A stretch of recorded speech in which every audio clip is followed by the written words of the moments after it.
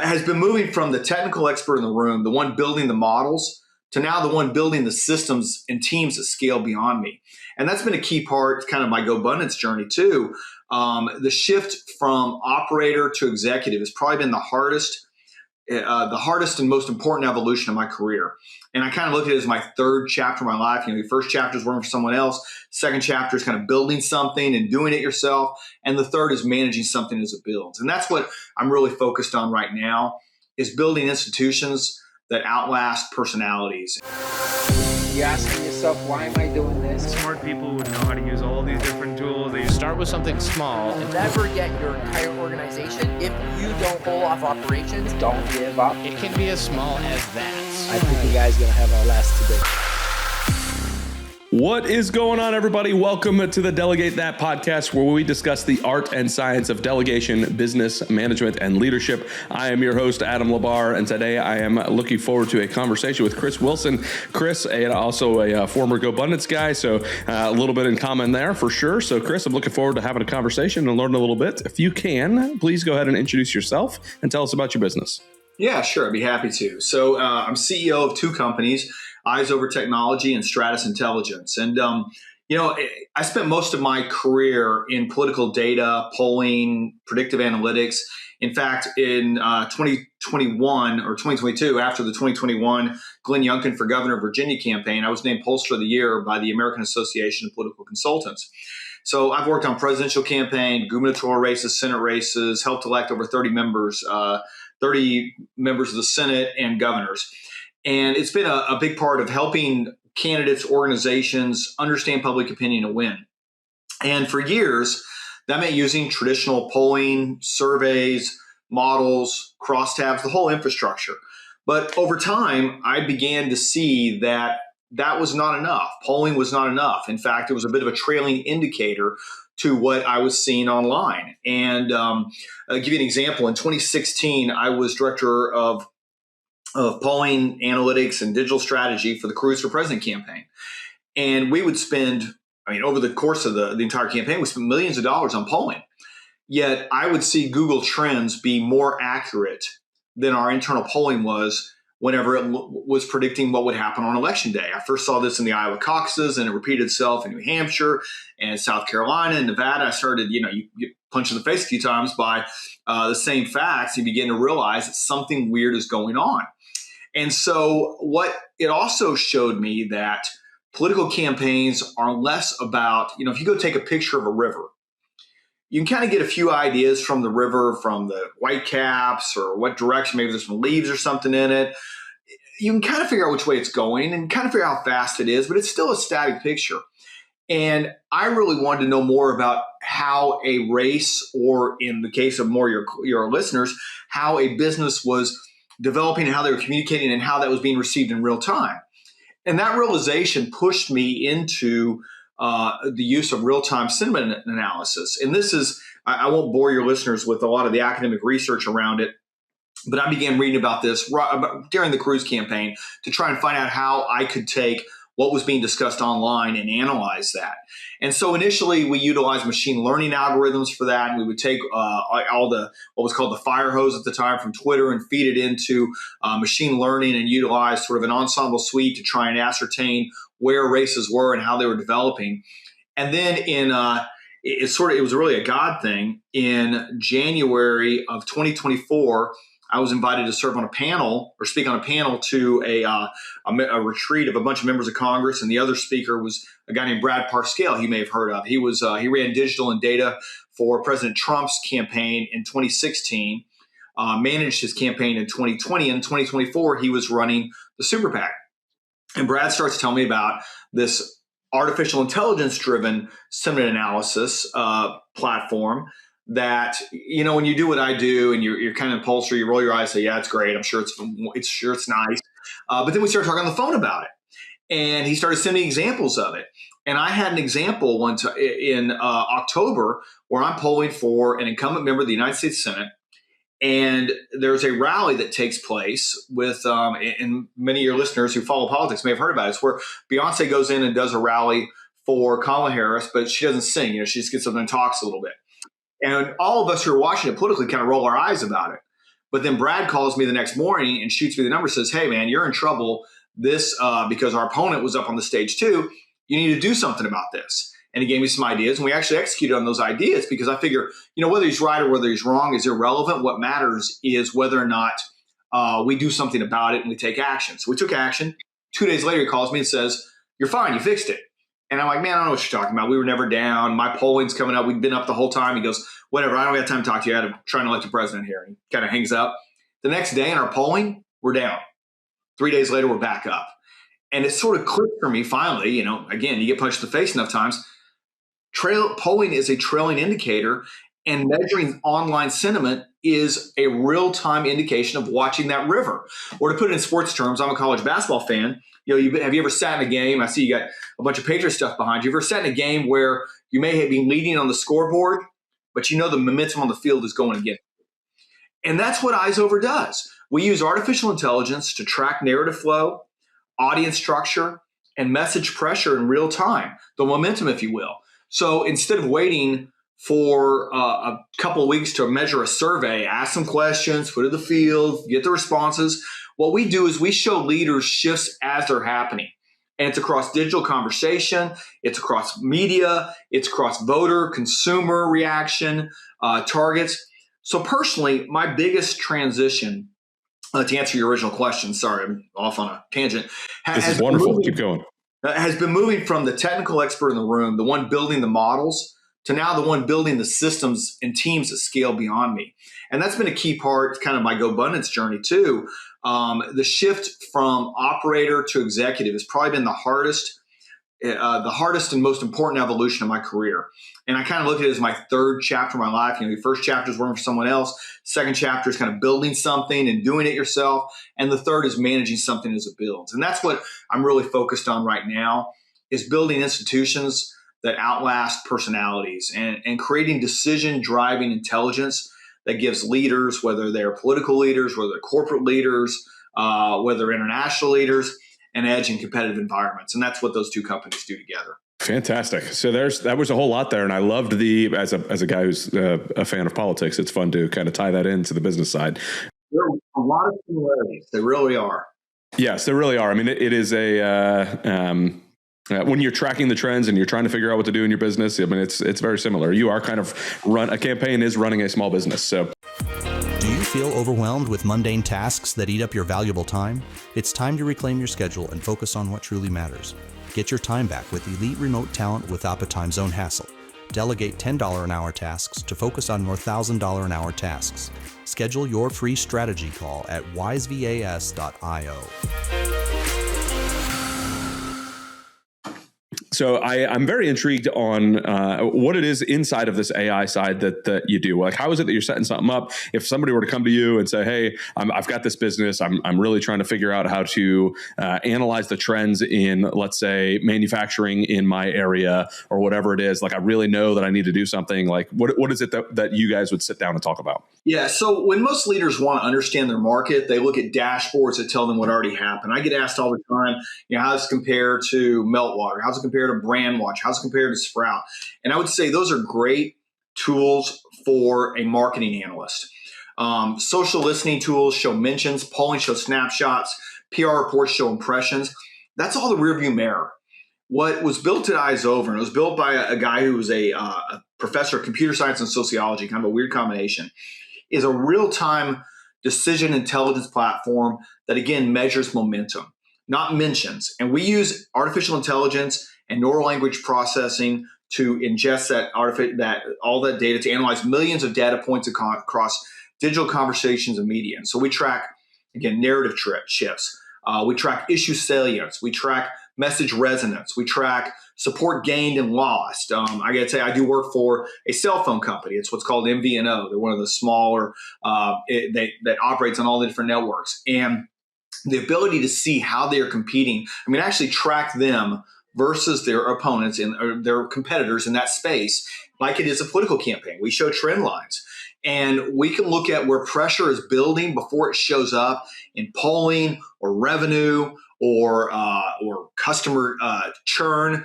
And most organizations, I find, don't lose because they have bad strategy. Let's face it. I mean, we know the GoBundance universe. Those are some of those brilliant people in the room.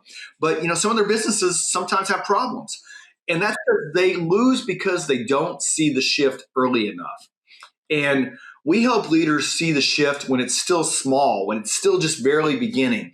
To go back to my basketball example, that first turnover happens. You don't know that turnover is going to lead to a 10, 12, 15-point run. And those are the things where, boom, we can say immediately, hey, turnover just happened, call timeout. Like after they score the basket on the fast break, stop. You need to let it go to a commercial and break. Get some time to get your wind back onto you. And so, again, helping leaders see that when it's still small. Campaigns use it to adjust messaging way before election day, way before the polling tells them to. Companies use it to detect brand risk before it becomes a crisis. Executives use it to test positioning before they go and invest millions of dollars. So EyesOver was built, and what we've deployed it as now, it's for the CEOs and the decision makers, not for the analysts trying to justify reports or justify spend or things like that. And that's where I say it's so different than maybe some of the other sentiment tracking tools that exist there. So if you're making 6, even 7, 8-figure decisions based on lagging data, you're operating blind or making decisions. Maybe like driving down the road in a Lamborghini, but only look in the rearview mirror. Eventually you're going to wreck your car. You're going to go full Country Club scene from Wolf of Wall Street. You don't want that from you're on. So EyesOver gives you the visibility into the field in real time. And once you see it, man, I'm telling you, there's no going back on it. When I saw it on that Senate race I told you about, I began talking. Parscale was running it last cycle, and amongst other things that he was doing. And I'm like, man, this is awesome. Let's sit down and talk about it. When he made me the offer to come over and be CEO, and I just did that January 1st of last year, and then we added Stratus on later. I mean, it's been amazing, and just kind of learning about it and writing about it has been one of the most rewarding parts of my career so far. So I'll close with this. I'll say, most leaders think they need better messaging. And I hear that all the time. I sit in a lot of boardrooms now and talk about what I'm doing. And what I find is they don't. They need better feedback loops. And that's what we were built to accomplish. Yeah, I mean, the messaging only matters if that's what needs to hit the eardrums. If it's not what needs to hit the eardrums, then the message doesn't matter. So that's a fantastic way to kind of look at it. So if I'm sitting here as a business owner and I'm like, all right, well, I want to bring all this data in. I want to bring what sort of buy-in do I have to have from my team? What sort of setup do I have to have inside of my team to kind of say, hey, I want you to come in. I want you to help me craft this. Like, I'm the CEO of this company. I want to craft this with my leadership. Maybe the leadership is part of the people who really are stuck on certain things. How do you kind of come in and advise a group to really implement some of these strategies inside of their business? It's a great question. And it's, I would say I don't have a one-size-fit-all approach, which is good. But the key is I think you go in and most executives, we're kind of the type A's. We want to track everything. And what I try to do is I try and help the executive make the decision. What do you want to look at most? Do you want to look at early warning on brand risk? Do you want to test messaging before a major launch? Do you want to, or a campaign kicks off? Do you want to understand why conversion is stalling? Do you understand why you're losing customers, churn? Do you want to measure momentum, not just engagement? Because you probably got tools to measure engagement if you're running a decent sized company. You want to see customers are saying before it hits revenue. And that's been one of the amazing things. And just to kind of go on off on a side product there, what I found is how often do we see a company, and a lot of our friends go bunch, who go spend a bunch of money with these mega influencers and have 1 million to more followers, and they spend so much money. What I found is it's the school board attending housewife in Grapevine, Texas, with 5,000 to 10,000 followers that actually has the biggest impact. And the identification, the micro influencers, are people that you and I would probably never stumble across in our social media presence. Those are the ones that you go give them a month of a product for free that they've never gotten that before, because you really have to be above 20, 25,000 before those offers come. They're going to do whatever you ask, and they have a far bigger impact on the people who follow them than the ones with 100,000 to 1 million followers. So I also think the key thing is this is a leadership. EyesOver is a leadership tool. It's not a marketing tool. And I think most companies make that mistake because it gets labeled as marketing's new dashboard. And then it gets assigned to marketing and kind of dies there. And what I try and say because I usually do come in at the executive level, it's a CEO visibility system. It's a strategy alignment tool. It can be a competitive intelligence layer. So it was initially built for politics. So when you track your company, even against competitors, it is. I mean, you mentioned you've got agents running in the background, and my bet is one of the things you probably do is have them scan and look at, okay, what are my competitors doing? Well, to track that, like it's a political campaign, is a game changer. And very few people do that because political campaigns are binary decisions. If you're using AT&T or Verizon, that again is a binary decision. It's one or the other. You're most likely not using both. You may have two cell phones and maybe one of those crazy people. But anyway, that is. So I think you need secure buy-in from really three people to, again, answer your question, since I tend to go off on tangents. I apologize. You're in politics. It's understandable. Yeah, it's like he's riffing. So the first one is the decision maker. The C-suite. They've got to reference it weekly. If they're not looking at it weekly, if it's not mentioned in executive meetings, then it just becomes noise and it's kind of irrelevant. The second one is the operator, kind of the COO, the head of operations, the chief of staff. It needs to be integrated into the weekly reporting, the performance reviews, which doesn't make me very popular below that level, to be honest with you. It gets a little bit rough there, but it's true. I mean, they're showing up with their sentiment analysis. Hey, look at what a great job we're doing. And then you're saying, yeah, but you're doing a great job getting mentions, but that's because you're paying somebody with 1 million followers to repost it. And look, we're still losing our competitor. So those things matter. Launch planning, crisis preparation, that's where scale really happens. And I'd say the story translator. That could be the head of marketing, the head of communications, the head of strategy. It's got a lot of different titles that I find when we go and work with the company, but they turn the insights into actions such as adjusting messaging, shifting campaign spend, who are you targeting. That really happens a lot on politics. And that's why we bolted on the Stratus side of things. So we'll build predictive models to identify those universes. You refine positioning, update website copy, guide public relation responses. I was writing PR. We have an LLM built into the platform that we were using to write press releases following the State of the Union the other day. So we monitored that and posted about it in real time on our it's at EyesOver_US X account, because it is, everybody else comes out afterwards with a poll saying, here's what happened. Whereas we're in real time saying, here's what's happening. And it's a very different reaction standpoint. And we do that for debates for our clients. We do it for campaign rollouts. So a simple framework I would say would be, and I'll shut up after this, would be the first one is you want to define the metrics. The second one is you do them on the dashboard. We have multiple custom widgets you can build into it. We have the cadence of it. 3 is you integrate it into the rhythm. You make sure you're adding it to whatever you're doing internally. Is it a weekly EOS meeting? You go back to our GoBundance friends. A lot of them do that. Or an OKR meeting. Is it a marketing sync? Is it a launch checklist? And then finally would be the decision test. Make one decision using the data. And then, so examples would be like adjust messaging based on our resonance scores is something we've built out. Delay a campaign due to negative momentum spike. Double down on a theme that's gaining traction. Or see something bad that's happening to your competition. And I'm sorry, I'm in politics. When that happens, I go for the jugular. Let's go get them and let's go take their customers away and let's move them over to us. So once the team sees the platform drive a real decision, then we see belief lock in. And it's not me just showing up, hanging out with the CEO for a while and go, that's Andy's friend. And it's we got to listen to him just because he comes in and out. And that's where we start to get the buy-in. Yeah, that makes a lot of sense. So what are some real world examples of particularly businesses that have kind of taken this and it's helped them kind of launch? Well, before I ask that question, let me add on to the beginning of that.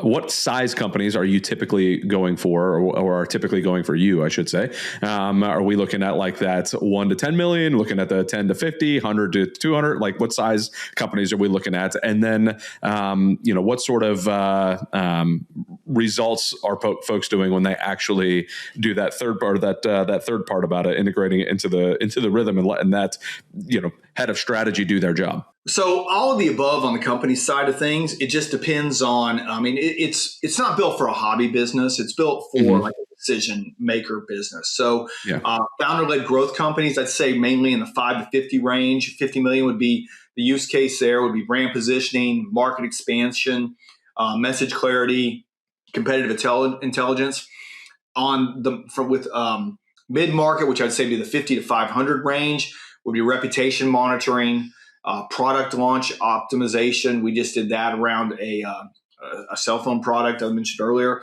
Executive visibility, we do some of that. I mean, we've got some that are well above 500 million, in which we just work for the executive because they are, in some cases, it's fun. We do work for the White House, but there's some people that whenever you get attacked by Donald Trump and you're in an executive position, that can send your world into a tailspin. And so we've ended up being involved in some of that. And then the enterprise and political campaigns. So that's been, narrative tracking at scale. And you think about a political campaign, a presidential campaign can run into the couple $1 billion range. Or then we've got, I recently did or I'm currently doing, the primaries next week, state Senate races in Texas, where that sounds smaller than it is because those are actually bigger than congressional districts in Texas. But so we do a lot on the congressional side, but I would say on the political side, our sweet spot is really on the statewide kind of Senate governors. We probably do a ton of those. So it might be easier to say who it's not for. It's not for a company without reoccurring revenue. This sounds simplistic, but it's not for a business that's not making strategic, meaningful decisions. And again, going back to GoBundance, we have some friends in there that are real estate. Well, if you're just running a bunch of short-term rentals, it's probably not a great fit, And then I would say that I have run into this where teams are just unwilling to integrate data into a leadership rhythm. That's been a real problem. And it's put me in a few situations where I'm looking, man, you're not using this. So there's no point. We're just sending around ideas and reports. So yes, for the real world examples, I would say, without giving out client names, so I think of one. We had what I'll call crisis momentum detection with a kind of a mid-market consumer brand, and we work with a lot of values-driven companies. Do you know what I mean when I say that? No, go ahead and clarify. So it would be. I'm trying to think of one that's not a client. So 3 Nails Clothing would be one that's not a client. If you've ever seen their stuff, they advertise a lot on Facebook. This guy crosses on. If you're buying that, odds are you're probably a Christian. You're probably a believer. Uh-huh. So that's what I call a values-driven consumer. That makes sense. Gotcha. So one of them began seeing scattered negative commentary about a pricing change. So traditional monitoring, and they were using one of the other platforms that does monitoring, and the marketing guys, it's sentiment analysis. We just need to this does it too, and the mentions are up, engagement's normal, nothing alarm. But EyesOver showed sentiment volatility spiked. Issue salience clustered around greed and corporate. When you have those two words together, that's not a good place to be if you're a values-centered brand. Values, yeah. Uh-huh. Support erosion amongst previously positive voices. So, and I'm not talking about the million follower influencers that they were paying. I'm talking about, again, Velma with 5,000 who lives in the Boston suburbs and has a bunch of followers. So, and we helped them adjust their messaging within about 72 hours. They reframed the pricing narrative, clarified supply chain realities. It wasn't their fault, but they just had kind of kept that internally. Like, you mean we should tell people that? Like, yeah, it's probably a good idea. Let them know it's not your fault you're raising prices. And then they activated their aligned micro influencers.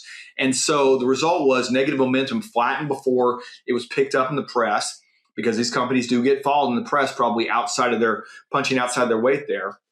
And so they didn't avoid criticism. I certainly can't help anybody do that, but they did avoid narrative acceleration. We're able to stop it. So that's one. I'll give you one other, and I'll shut up. I would say no, absolutely, keep going. So executive position and thought leadership. We work with a lot of CEOs this way, and I would say the energy space we do a lot of it, and then kind of consumer product space. But we had a CEO in a competitive industry who was growing increasing media presence.